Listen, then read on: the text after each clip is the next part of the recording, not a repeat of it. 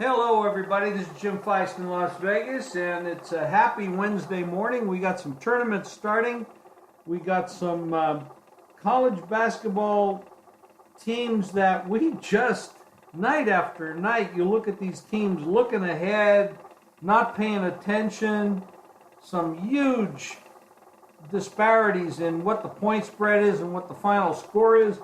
It's pretty obvious the odds makers and the players are guessing a lot, and only a couple of us have been doing well. I've done well the last couple nights. Hank is on the phone here with me, and Hank's been doing well for a couple months. So we're ready for tonight. I've got one good play up on board, and Hank is going to have several. Hank, good morning. I had a couple of great finishes last night. St. Bonaventure, what a game that was. Double overtime, or how many overtimes I lost count. And they had, each side had three players. I think one side had St. Bonnie overcame four players fouling out and still wound up winning that game and covering. That was a good win for me. And the other game was Miami, who beat North Carolina and won straight up on a buzzer beater from a three-point shot as the buzzer was going off. That was a heck of a game. Miami almost blew that game.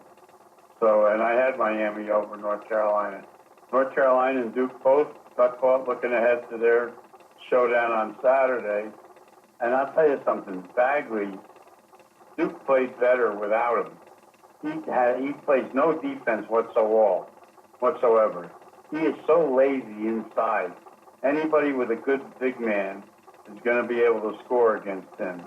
I think they play better without him. And he's not a great threat offensively either. I don't know. There's something missing with that guy.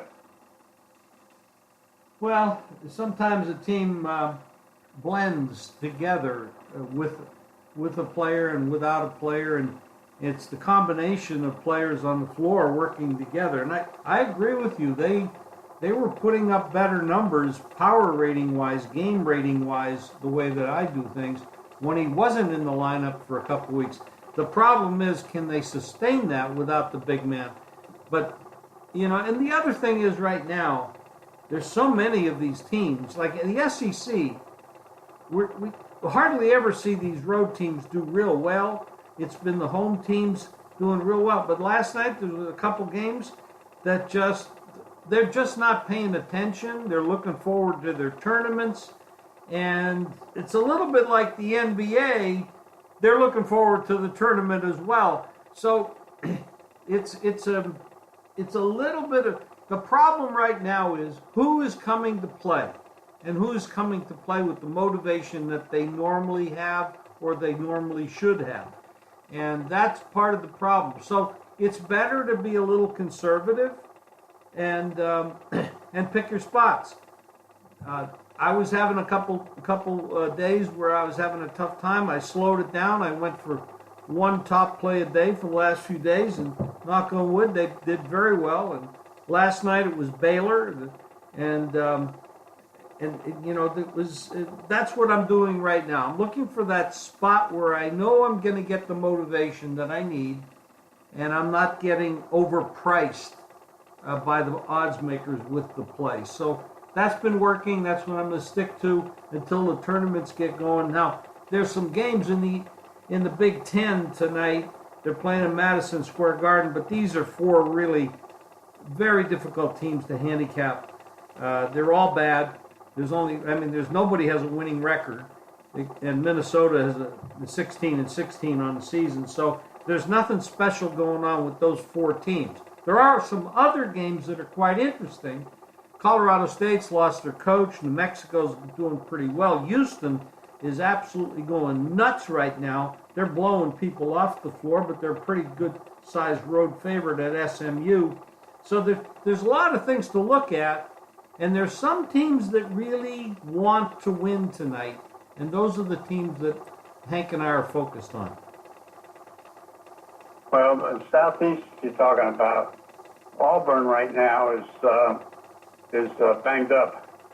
One of their top players is hurt, and they went up against an Arkansas team that can score, and Arkansas beat them handily, and that game went over. So I connected on both of those last night too. So I had a pretty good night last night. But Arkansas is a team you got to keep an eye on as they go into their tournament. They can score, and Auburn is coming in limping into their postseason after a great regular season. So, and you know they may be feeling the heat from the investigation that's going on too. That's something to keep an eye on. Otherwise, the Southeast Conference, you know, the Big 12, Kansas is playing very well. They're peaking at the right time. And that's going to be a good tournament. There's a lot of live teams there. So, but you got to take a look at the injury reports too. Some teams are not right now altogether healthy. Well, that's very true.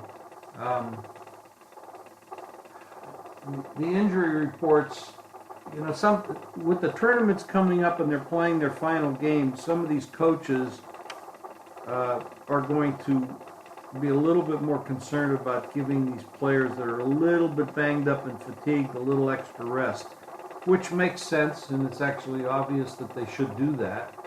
So I'm not in any way criticizing it. I think it's smart.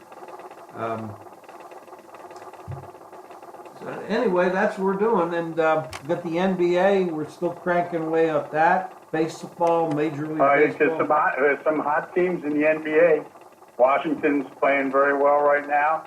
I'll tell you, the Heat came up with a nice win. Dwayne Wade had a big game against Philadelphia.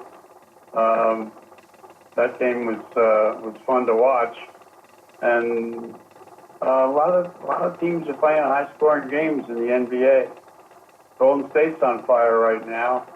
I'll tell you, Oklahoma City's getting criticized, but I'll tell you, Golden State right now is on a roll, and Houston right now is playing as well as anybody. And a part of the thing with Houston is that those two big-time players have blended very well, and they're beating up on teams right now. Yeah, they got a lot of balance on that club. They're very tough.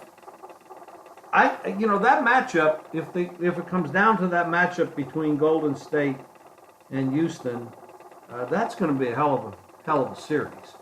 I actually look forward to that. I hope it does happen in the playoffs, and that would be absolutely awesome to watch, because you got some really good, talented teams there, and the coaching has been doing a decent job. And it might come down to that. I would still like the Warriors overall, but I think the Rockets can give them a hell of a time. I agree. The big question is going to be what's going to happen in the East. Toronto's probably, I don't know, a lot of people think Toronto's a better team of the group in the East. I think you have to look at a little bit the Celtics and of course the Cavs, but a lot of people thinking Toronto's the better of the teams in the East. How do you feel about that? Cleveland kind of cooled off a little bit. But Toronto's, the guard play for Toronto is tough to handle. Boston is cool somewhat, but there'll be some interesting series. Washington is playing very well right now. Yeah, can they sustain that? Do you think through the playoffs? I know they have the talent. There's talent there for sure. Do you feel they could sustain that through the playoffs? Let's see how they draw. Well, that's true. Hank's plays are up at jimfeist.com. My plays are there as well. We have some articles. A lot of good things. Keep checking every day because Hank, I noticed that you have 8 games up today in college hoops, and then 2 in the pros. So go to the site right now.